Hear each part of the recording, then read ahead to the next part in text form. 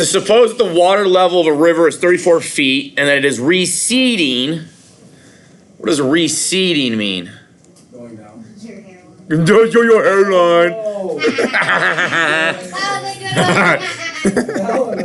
All right, so receding. So my hairline is diminishing, right? It's decreasing. It's moving back on my forehead, right? So that's the same idea. Somebody said removing or decreasing, something like that. That's what receding means in regards to like the water table in this river. Okay. So it says at a rate of 0.5 or half. Wait, we read this half a foot per day, right? Or 0.5 feet per day. Now, do you guys remember before we talked about calling it slope? We called slope the average rate of change. Good. Okay. When they say at a rate of 0.5 foot per day, they're giving you obviously a rate of how the water level is changing. Does that make sense? So when that verbiage there is telling you the slope. Your slope here is 0.5 or 1 over 2. I'm going to write it as 1 over 2 just to talk about it a little bit better. But now it's receding. So receding means decreasing, right? So it's negative. So negative 1/2. And it's foot per day, right? Now I'm just going to write my units because I want to talk about it. Because my question is eventually, and then a lot of times throughout, Algebra 1, Algebra 2, college algebra, all your end of course exams, ACT stuff, they might ask you, interpret what that slope means. It means we're losing a foot of water every 2 days. Okay? So whenever they ask you, interpret what your slope means, or write down what your slope means. Yesterday we said the 3/4 for the hot dog question was $3 for every 4 hot dogs, right? And that broke down, if we go 0.75, it was 75 cents for every 1 hot dog. Okay? Here, we're losing a foot of water every 2 days. What would be the amount of water that I start with in my river? 34 feet, right? That's my initial height, and that's when time or days would have been 0, right? Does that make sense? Well, if x is 0, then the y is 34. That means 34 must be a blank blank. 34 is a what on your graph? Or a what for your equation? You've already got that, right? It's a y-intercept. It's a y-intercept. When x is 0, your b value, or the y value that goes with that 0 is your y-intercept, okay? So b is 34. So when we write our equation, we have y equals negative 1/2 x, there's my slope, plus then my initial water level of 34. Does that make sense? Okay. Now you don't have to write this, but in the in the initial thing, before we whited out some letters here, the y was L, right? And the x was D. So if we didn't change those to x and y, that's what our equation would look like. Does that make sense? So if I were to graph that, L equals negative 1/2 D plus 34, I would graph it just like y equals negative 1/2 x plus 34. But I would label my y-axis as capital L, and I would label my x-axis as lowercase d. Does that make sense? Yeah. Yes, Linda? What if we have like different letters, but we put it in there as like the line next. Like on a test, would you like to? Like if we put our answer in as like y equals something instead of the L. Here's the thing. Like on a test, like on Math Excel would have left the L and D in there, right? And you would have typed in X and Y.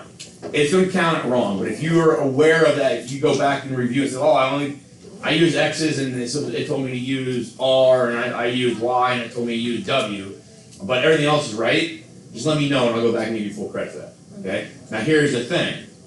The end of course exam, if it uses L and D and you use X and Y, that's an issue. They're gonna count that wrong. Now, here's the other thing about that, and I think that they're aware of this. They will most likely, on the end of course exam, they will most likely state the question like this, where they tell you what Y needs to be, and they'll tell you what X needs to be. Make sense? The ACT does it with L and D a lot, but the end of course exam, I believe is going to write is X and Y for you, so that's not an issue. Okay, so we get that. Now the question is, how many days will the water level, or how many days will the water level be 26 feet? Okay, so what has to be 26 in this equation, either the Y or the X? Remember, it says in how many days, right? And in how many days? So we don't know how many days, right?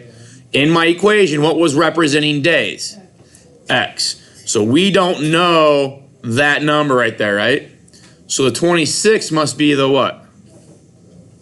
The Y. 26 must be the Y. Okay, so if I've got that equation, okay, because normally what happens is that they give us an X value and we plug it in and solve for Y, right?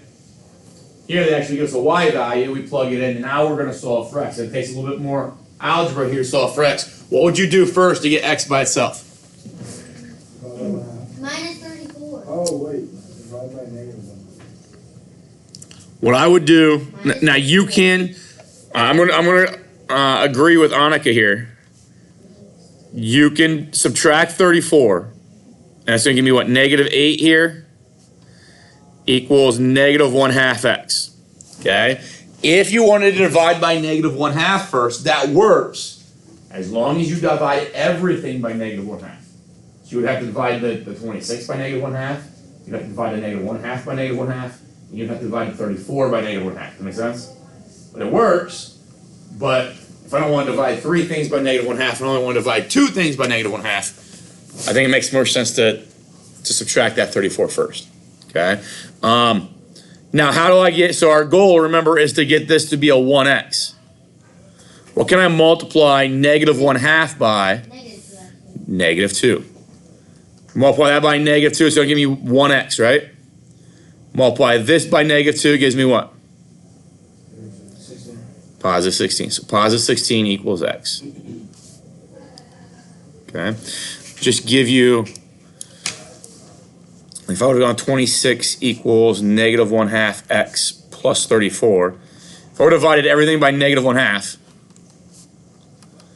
it works. 26 divided by -1/2 is actually going to be -52. That's going to be positive 1x. And this is going to be -68. If I add 68 to both sides, what's -52 plus 68? 16. Now, generally, we don't do it like this in blue because people forget to divide everything by -1/2 there. So we like to keep that division to be the last step. But again, if we understand the algebra, we can move our steps around if we want to. Is that cool? All right. Now, if I wanted to check to make sure this works, I plug 16 in and -1/2 x plus 34, and it should give me back then 26 as the y value, and that kind of confirms that we've done things correctly here. Questions on that one? No.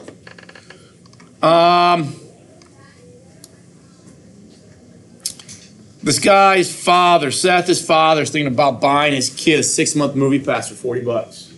This is with the pass, matinees cost $1. Matinees are normally $3.50 each. How many times must Seth attend in order for it to benefit his father to buy the pass? My wife asked me this question last night, and I haven't sat down and done it yet. But she asked, when we take our kids to swim lessons at the Y. We're not members of the Y, but we have to pay. So we got 2 kids, we pay every 6 weeks. They have like a sessions every 6 weeks, I think it is. So I don't know what we pay. let's say it's like $40 per kid. It's like $35 to $40 per kid for that 6-week session. Okay. They have a membership. I can get a kid's membership. Okay. And that membership might be, let's say, $80 for a month. Does that make sense? Okay. And I'm not sure what the number really is. But our kids are going to be in swimming for multiple years. We're going to take them out, right? So she asked me, does it make more sense just for us to keep paying, $35 or $45 a month for each kid every 6 weeks, or does it make more sense to get the membership, and once you're a member and you want to take classes there, it's like $5 to take the class. Does that make sense? Okay, so she wanted to know, does paying like $85 and then adding just $5 to that every 6 weeks make more sense than paying $45 every single 6 weeks for the entire session? Does that make sense, everybody? We have to balance what our best option is. Okay. Now you can do trial and error and kind of figure it out that way. But if you sit down and actually have the real numbers, the real numerical values, the question kind of relates back to this. Okay. This guy is going to go to the movies. He's going to go to the movies probably more than one time. Okay. If his dad buys him the movie pass for $40 and the kid goes to one movie, was that a waste of money? Yeah. Okay. He's got to go to, whatever. If this was $4, he'd have to go to 10 movies to make them equal, right? Okay. So this doesn't make sense for him until he goes to like 11 or 12 or 13 movies. We want to figure out what number that is. Okay. So we're going to write two equations here. We're going to write one equation for what it costs him with a movie pass. Okay. So what I want to do in both these, I'm going to say y is your cost and x is your number of movies. And hopefully you guys can see why let y be my cost, because doesn't my cost depend on how many movies I go to? Okay, so that's why my y variable is the cost. So if we go off the idea of this guy's dad buying him a movie pass, how much money, before I even go to any movies, how much money is it going to cost me if we go with the pass route? If I go the pass route, though, it's $3.50 if I don't have a pass. It's $1 if I do have a pass, right? That's only if I go to the movie, right? If I don't go to the movie, but I've got a pass, how much did it cost me? $40, right? No matter how many movies I go to, my dad is shelling out $40, right? Does that make sense? I go to one movie, it's going to cost me at least $40. I go to 100 movies, it at least cost me $40 because I had to buy the pass. Does that make sense? Okay. So the pass here cost me $40.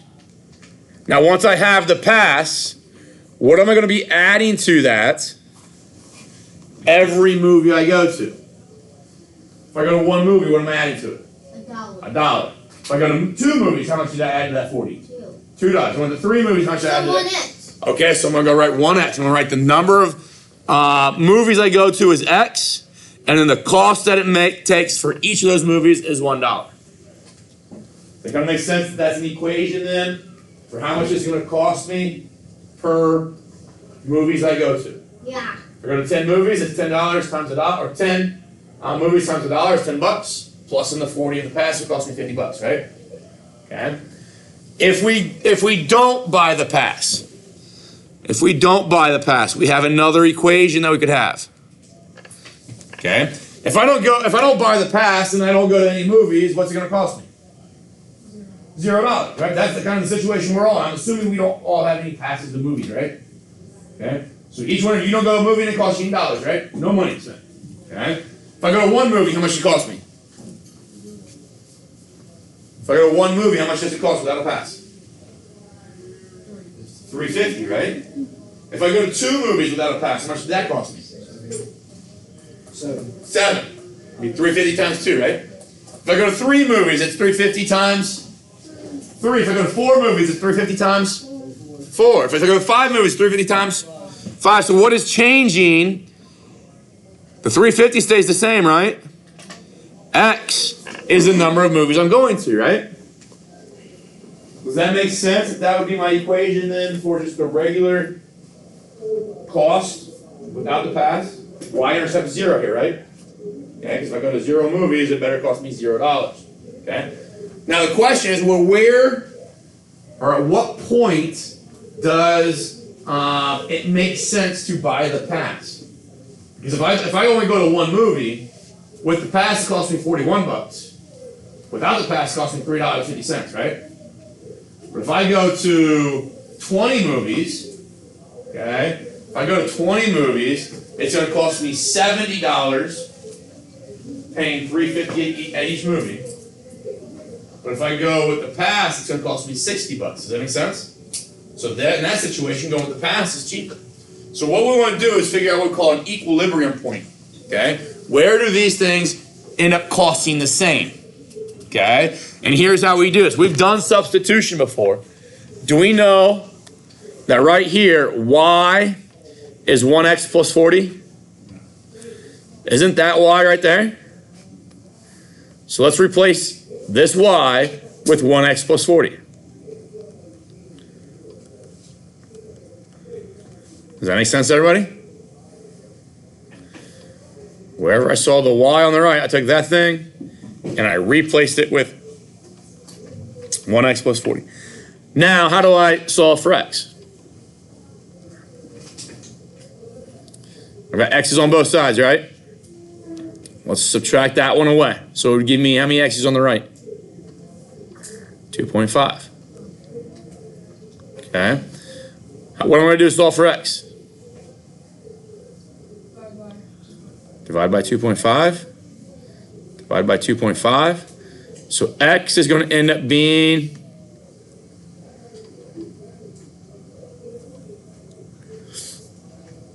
anybody know? 16. Okay. So the moment I go to 16 movies, it's going to cost me the same as having if I had a pass as it would if I didn't have a pass. Does that make sense? The total amount of money I spent would be the same in both those. But the minute that I go over 16 movies, I go to my 17th movie, I'm wasting money without having the pass. Does that make sense, everybody? Okay. And you can see here, if we go to, see if we have it in Desmos here. Let's see.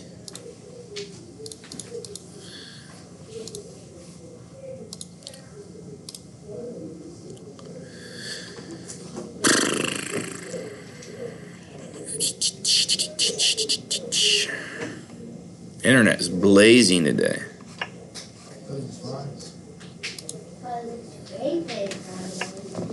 Internet doesn't even want to work on Friday. You guys don't want to work on Friday? What we do to you? Huh? Do you want to work on Friday? I don't want anything. So am I wrong? All right. So if I have 1x plus 40, okay, and I have 3.5x, okay. If I plug, like we said, if we plug in a number here, let's say 16, okay, it costs me $56, right? Plug 16 in here, so it costs me the same $56. So it's showing you that that 16 movies is an equilibrium point. The moment I go to 17, you see that having the pass is cheaper by $2.50, right? Okay, but if I'm under 16, let's say I go to 10 movies, you see how having the pass costs me a lot more than just paying it for each individual movie, right? Okay. So those are membership fees are like that in a lot of situations. The same thing. If you anybody like to golf? Yeah. Can you just say yeah real loud, or do you really golf? I do. Okay. You know golfing is like a quiet game. I don't think you do. Yeah, I know. So. Like golf memberships are that way. I don't know. You go to like like a community swimming pool, a lot of times maybe they're that way, okay? If there's additional features that you can have or that you have to pay for, like classes at the Y or something like that, memberships are set up that way. So you just have to do the math, and this I think it's a great situation for showing you that math allows you to make decisions better, right? If I wasn't able to do that math, and I'd have to just sit there and say, okay, let's wing it, let's just go with one and see what happens, right? That's what I do. Okay. When, let's say that somebody here was lucky enough to win the lottery. If you're lucky enough to win the lottery, you have two options, right? You can take the lump sum of money right then and right there. Guess what? Okay? Or you get paid a certain amount every month. And you have to make that decision. And you have to make that decision the moment that you give them the ticket or whatever. Okay? How do you make that decision? You do some math, okay, and the form, it's called an annuity formula. But you do that math and you'll find out which one is best for you. Okay? If you're like 85 years old, do you take the monthly payments? No, you're gonna die soon, right?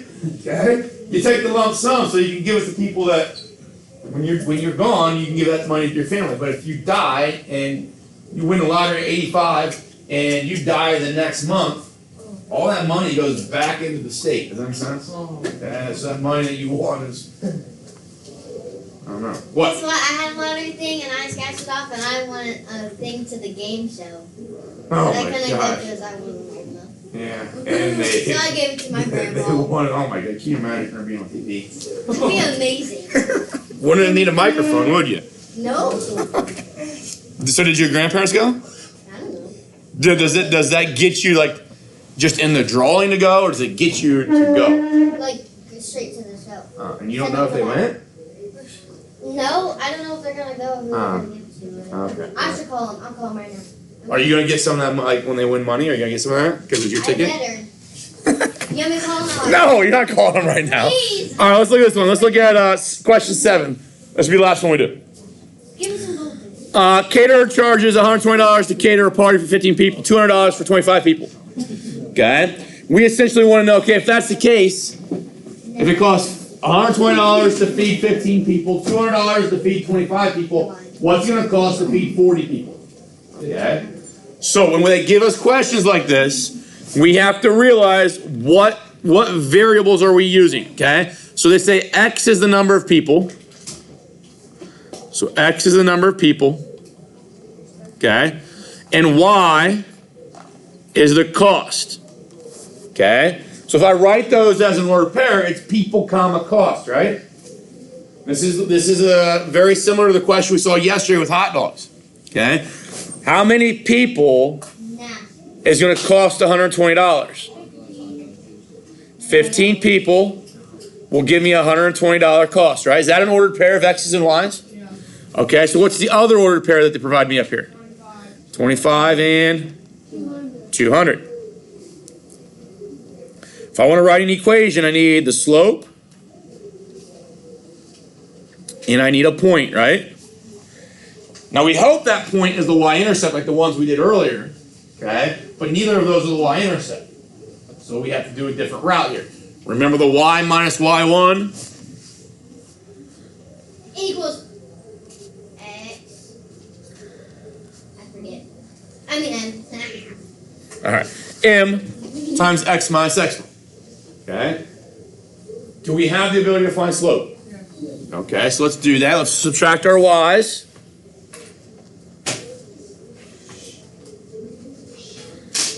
So we subtract our y's. What's 200 minus 120? 80. And then I'm going to subtract my x's on the bottom, right? So what's 25 minus 15?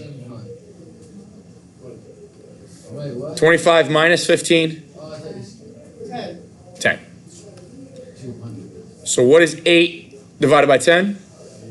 8. Now remember, what was this 80? That was the difference in cost, right? So that was dollars. And this 10 was the difference in people, right? So this 8 is $8 per person, right? Does that make sense? So when they ask me to interpret what does the slope mean, it means for every additional person, it's going to cost me $8 more, right? If I'm somebody planning an event and I'm going to be paying for the caterer, I want to know how much does each plate cost. Okay? Because I don't want to just start inviting everybody, okay? Yes. And not know the cost that that's going to render. So now I'm going to plug this stuff in. What do you want to use as Y1? 120? Okay. M is 8, and then X1 has to be 15. Okay. When I distribute, you get 8X. What's 15 times 8? 120. That's 120. So it's going to be negative 120 when we're done, right? Now, what am I going to do to solve for y? Yeah. Add 120. Add 120. So what happens to those 120s? They go away. And my equation then is just 8x. Okay. So this is, yesterday we said when we made those hot dogs, we had like a 250 as our y-intercept. So we had some other costs that were involved. Here, this is just saying you have no other costs. If you don't buy any, or you don't invite any people, so let's say it's like a party, and Annika's throwing or Annika's throwing, and she invites friends, it'd be 0, right? Her name's it. No. Okay. No, Katie says she's not getting So if we put 0 in there, it costs $0, right? If I put 1 in there, it costs $8. Put 2 in there, it costs $16. If I put 15 in there, does it give me 120 back? Is 8 times 15 120? Yeah. Yeah. If I plug 25 in there, it's 25 quarters, not 25, 8 quarters, $200. Yeah. That kind of makes sense. That's how I do. When I see 25, I always think dollars. So 8 times 25 is 200. Now it asks you, what is it when I have 40 people? 40 people involved. 8 times 40 is? What's 8 times 4? 8, 36. 32. 320. So 320 would be 8 times 40. Okay. Keep that handout. Do not lose it. We're gonna do more of those on Tuesday. It's only 118. Yeah, So let you guys work on your homework. Like I said, I'm gonna extend that homework Ow, what was that? to Tuesday. Do that right now for you. I'm dead serious. The firecracker went off in my cheek. No, it hurt. What'd you do? He threw cereal at my face. of cereal. Stunned me.